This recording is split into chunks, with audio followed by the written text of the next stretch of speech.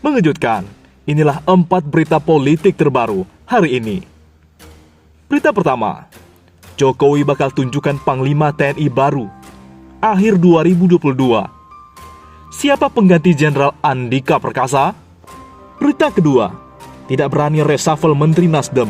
Jokowi lemah di hadapan Surya Paloh. Berita ketiga, Anies dan Ridwan Kamil diundang jadi pembicara G20. Ganjar kok tidak? Ini alasannya. Berita keempat, Rocky Gerung, KTT G20 tak spesial dan sudah gagal. Hanya sekedar angkat citra Jokowi saja.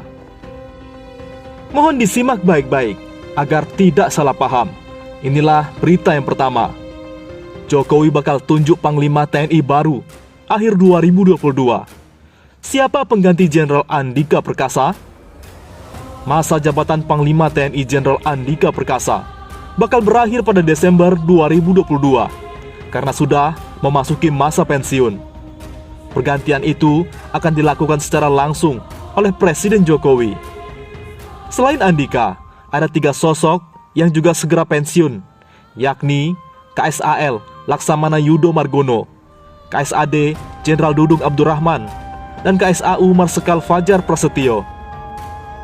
Anggota Komisi 1 DPR RI Bobi Adityo Rizaldi mengatakan, pemilihan Panglima TNI itu dilakukan sebelum pemilu 2024. Menurut Bobi, soal perpanjangan masa jabatan Andika Perkasa, Bobi meyakini Jokowi bakal memiliki rencana yang tidak bakal membuat gejolak yang tinggi, terlebih menjelang pemilu 2024. Sampai saat ini, kami masih meyakini bahwa Presiden memiliki rencana yang cukup bisa membuat tidak banyak dinamika, ujar Bobi dalam diskusi interaktif Total Politik pada Minggu kemarin. Apalagi kan, kita baru pertama kali. Besok 2024 itu ada perhelatan sangat besar. Pilkadanya juga dari ratusan kabupaten kota dalam tahun yang sama, sambungnya. Bobi menegaskan, tidak ada perbedaan di antara 3 matra tersebut. Dan siapapun yang bakal dipilih Presiden Jokowi menggantikan Andika Perkasa merupakan sosok yang terbaik. Jadi, siapapun pilihan Presiden, karena sumbernya sudah jelas dari yang 3 ini, kami yakin kita yang pasti terbaik, tuturnya. Sementara itu, mantan Kepala Intelijen Strategis TNI Suleman Ponto mendukung KSAL Laksamana Yudo Margono naik menjadi Panglima menggantikan Jenderal Andika Perkasa. Dari sini, tentunya kita melihat lagi, beliau, Pak Jokowi berbicara poros maritim. Maka pasti untuk pengamanan, ya Angkatan Laut, mau tidak mau, suka tidak suka, kata Suleman. Sehingga, kalau Angkatan Laut tidak muncul, tentu pertanyaan keseriusan beliau dalam poros maritim sebesar apa, ujar Suleman. Berita kedua, Anies dan Ridwan Kamil diundang pembicara G20. Ganjar kok tidak? Inikah alasannya? Penggiat media sosial Lukman Simanjuntak menyoroti mantan Gubernur DKI Jakarta, Anies Baswedan, dan Gubernur Jawa Barat Ridwan Kamil yang diundang menjadi pembicara rangkaian kegiatan G20 di Bali. Lebih tepatnya, Anies Baswedan dan Ridwan Kamil diundang menjadi pembicara pada Bloomberg CEO Forum, Jumat 11 November, yang membahas tentang konsep pembangunan dan pemindahan administrasi negara ke Nusantara di Kalimantan. Namun, Gubernur Jawa Tengah, Ganjar Pranowo, tak diundang dalam acara tersebut. Padahal Anies dan Ridwan Kamil menjadi pembicara di dalamnya. Hal ini pun menimbulkan pertanyaan publik. Anies dan Ridwan Kamil diundang sebagai pembicara dalam rangkaian acara G20. Kenapa Ganjar tidak? Ucap Lukman. Menurutnya, alasan Ganjar Pranowo tak diundang sebagai pembicara dalam rangkaian acara G20 adalah karena kapasitasnya tidak berada di dalam pembahasan. Anies membahas tentang perubahan iklim, sedangkan Ridwan Kamil membahas tentang ibu kota negara IKN di Kalimantan Timur. Sedangkan hal yang dikuasai Ganjar tidak ada di dalamnya. Kebetulan, soal industri film dewasa yang menjadi keahlian Ganjar memang tidak dibahas. Anies misalnya membahas soal perubahan iklim, sementara Ridwan sepertinya diminta bahas IKN, ungkapnya. Sementara itu, netizen lain menyindir bahwa Ganjar tengah sibuk membagikan sembako dan kaos, sehingga tidak mempunyai waktu untuk menghadiri forum tersebut. Kata netizen, si Den Uban bokep lagi sibuk bagi-bagi sembako dan kaos. Sekalian joget TikTok buat konten, tweet akun TikTok di Twitter. Berita ketiga, tak berani reshuffle Menteri Nasdem. Jokowi lemah di hadapan Surya Paloh. Ini alasannya.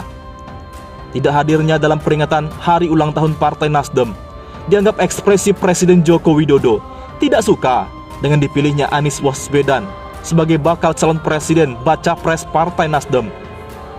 Demikian penilaian Direktur Eksekutif Indonesia Political Opinion (IPO) Deddy Kurniansah, Senin 14 November. Menurut Deddy, meski tidak begitu nyaman secara politik, Jokowi dianggap berada di simpang jalan. Satu sisi, ia geram dengan pengusungan Anies. Di lain sisi, meski seharusnya tidak memiliki alasan kenapa harus khawatir dengan Anies, Jokowi rupanya lemah di hadapan Surya Paloh. Itulah sebab Jokowi hanya mengumbar kemarahan dengan berbagai ekspresi, mulai dari pernyataan dukungan pada Prabowo hingga pesan-pesan hati-hati memilih presiden. Tetapi, Jokowi tidak berani lakukan reshuffle Menteri Nasdem. Demikian kata Deddy kepada kantor berita politik Ermol.